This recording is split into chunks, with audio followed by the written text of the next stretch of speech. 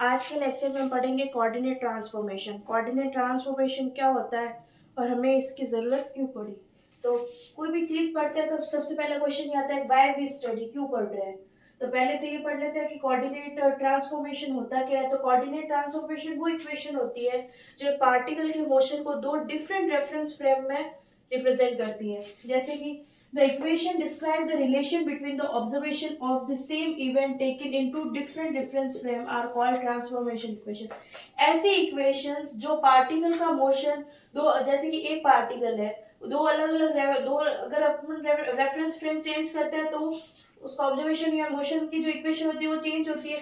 तो एक ऐसी इक्वेशन जो डिफरेंट रेफरेंस फ्रेम के अंदर एक पार्टिकल के लिए वैलिड हो। जैसे कि एक एग्जांपल लेते हैं, मैं यहाँ दो इमेज क्रिएट कर रही हूँ, इमेज 1 एंड इमेज 2। यहाँ पर जो भी है वो सब स्टेशनरी फ्रेम में है। माना कि एक ये आदमी खड़ा है, यहाँ पर कार है और यहाँ पर दो पेड़ है, ये सब अपनी अपनी जगह पर है। इमेज 2 में क्या होगा, लेकिन वो जो आदमी है वो इस कारण है। तो अभी इस आदमी के लिए क्या होंगे, ये सब एट रेस्ट में होंगे। बट इसमें क्या होगा कि वो आगे v वेलोसिटी से मूव कर रहा है, तो ये बाकी जो भी ऑब्जेक्ट्स है वो उसके बैक साइड में जाते जा रहे हैं। तो एक आदमी के लिए यहाँ पर उनकी पोजीशन और यहाँ पर उनकी पोजीशन चेंज है। तो एक ऐसी इक्वेशन जो उस पर्सन का मोशन इस रेफरेंस फ्रेम में और इस रेफरेंस फ्रेम, दोनों रेफरेंस फ्रेम में वैलिड हो, उन्हीं इक्वेशंस को हम ट्रांसफॉर्मेशन इक्वेशन कहते हैं। आज के लेक्चर में हम पढ़ेंगे transformation equation from two frames in at inclined plane. मतलब वो दोनों फ्रेम्स है वो एक दूसरे के साथ इंक्लाइन होगी थीटा के साथ। Let's discuss the transformation equation in inclined plane. तो कोऑर्डिनेट ट्रांसफॉर्मेशन इक्वेशन पढ़ेंगे इन 2Ds। तो कोऑर्डिनेट ऑफ कोई भी पार्टिकल P एज्यूम किया है हमने, वो रेफरेंस फ्रेम S में है और उसके कोऑर्डिनेट किया है x y z। तो एक रेफरेंस फ्रेम क्रिएट की मैंने,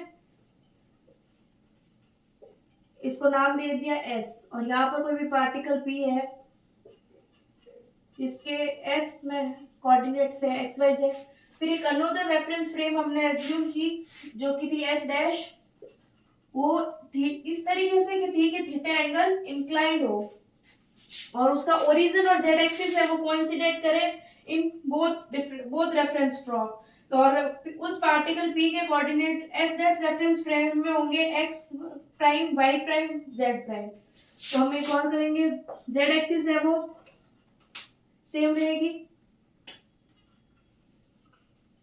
थीटा एंगल से इंक्लाइंड। तो ये हो गई हमारी एच डैश फ्रेम, ये हो गई वाई एक्सिस इसकी, और ये हो गई इसकी एक्स एक्सिस। तो अब हम है वो इन दोनों फ्रेम्स के लिए इस पॉइंट के कोऑर्डिनेट्स निकालेंगे, ताकि या फिर जो इस फ्रेम के एस फ्रेम के अंदर कोऑर्डिनेट्स है इनकी हेल्प से हम एस प्राइम रेफरेंस फ्रेम में उस पार्टिकल के कोऑर्डिनेट्स निकालेंगे। तो पहले मैं इन पॉइंट्स को जोड़ रही हूँ। ये वाली डिस्टेंस कितनी होगी x, ये वाली y इस पॉइंट में,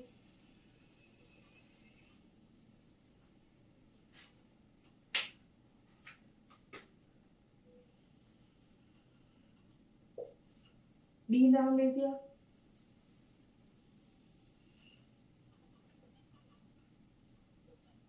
c, ये o है, ये a। ओके, तो अब हम एस फ्रेम के कोऑर्डिनेट्स की हेल्प से निकालेंगे x prime, S prime reference frame में relation.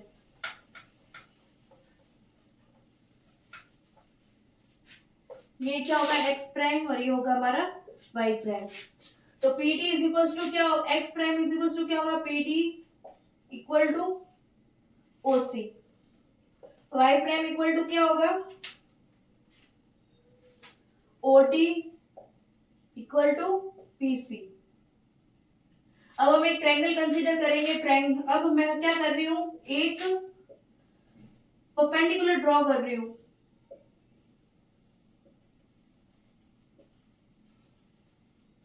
Drawn from A to PD line, perpendicular A F drawn कर रही हूं मैं पीडी लाइन पे, 90 डिग्री बना रहा, और ये पीसी लाइन को ई पॉइंट पे कट कर रहा है। तो मैं अब ट्रायंगल ले रही हूँ ओ ई ए। हमें पता है कि ट्रायंगल के तीनों एंगल्स का जो सम होता है वो 180 डिग्री होता है। तो ये परपेंडिकुलर ड्रॉन किया तो ये एंगल 90 बना रहा होगा, तो हम इसमें सम ऑफ द एंगल्स लगाएंगे।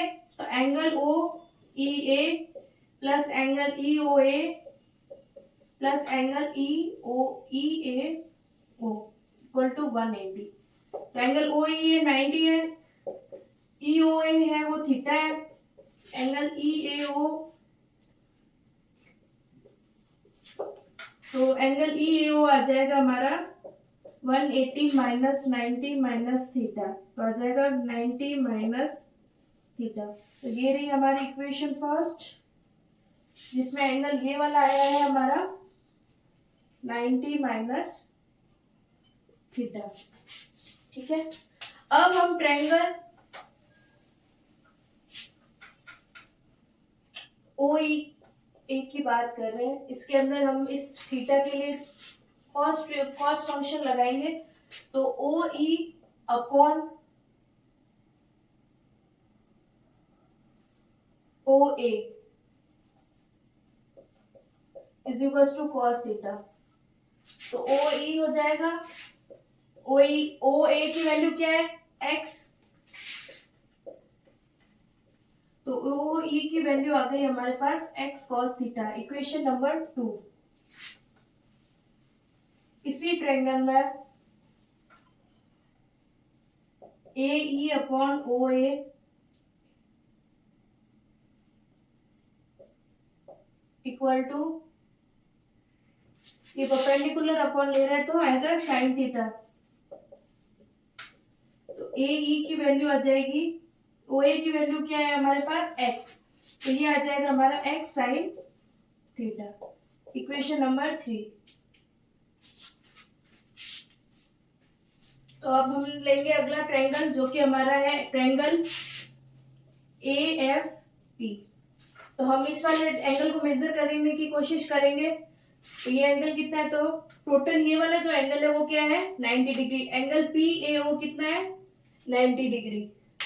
तो triangle F A O plus triangle F A P, दोनों मिलाकर कितना है 90। एफ ए ओ की वैल्यू क्या है 90 माइनस थीटा। तो ट्रायंगल एफ ए पी यहां से निकलेगा 90 माइनस 90, तो ये होगा 90 माइनस 90 प्लस थीटा, तो ये आ जाएगा हमारा थीटा। तो अब हम इस थीटा के अप्रोक्स में वापस triangle cos and sine operation लगाएंगे। तो पहले लगाएंगे P F upon A P is equal to sine theta.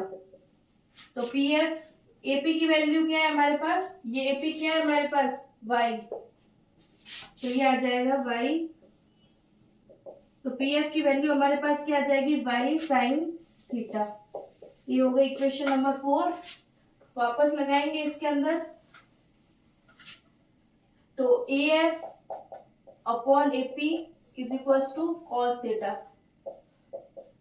AP की वैल्यू y, तो ये बन जाएगा y cos थीटा। तो ये हो गई हमारी इक्वेशन नंबर 5। अब जो x प्राइम है उसको हम क्या लिख सकते हैं, ये जो x प्राइम है उसको मैं ये लिख सकती हूँ D F plus P F, और डी एफ किसके इक्वल है ओ ई के, तो ये बन जाएगा similarly O E plus P F.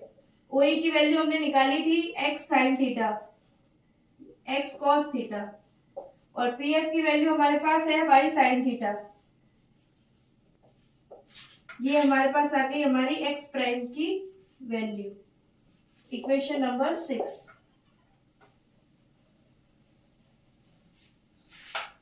और वाई प्राइम क्या होगा हमारा, जो कि ये है वाई प्राइम क्या होगा हमारा ओटी, ये E F plus A F minus A E, Y prime क्या होगा हमारा ए एफ माइनस ए ई।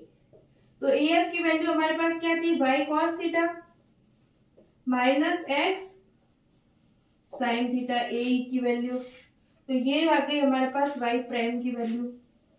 तो ये वाई और कॉस वाई और एक्स, तो ये जो 6 और 7 है, equation number 6 and 7 are the transformation equation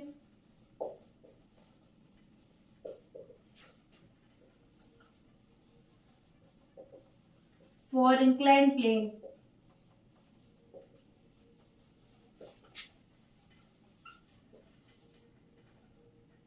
in 2D।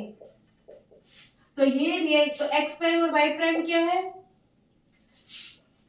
दूसरे रेफरेंस फ्रेम के कोऑर्डिनेट्स, और x एंड y क्या है, s फ्रेम के कोऑर्डिनेट्स। तो इन दोनों के बीच में रिलेशन पता चल गया।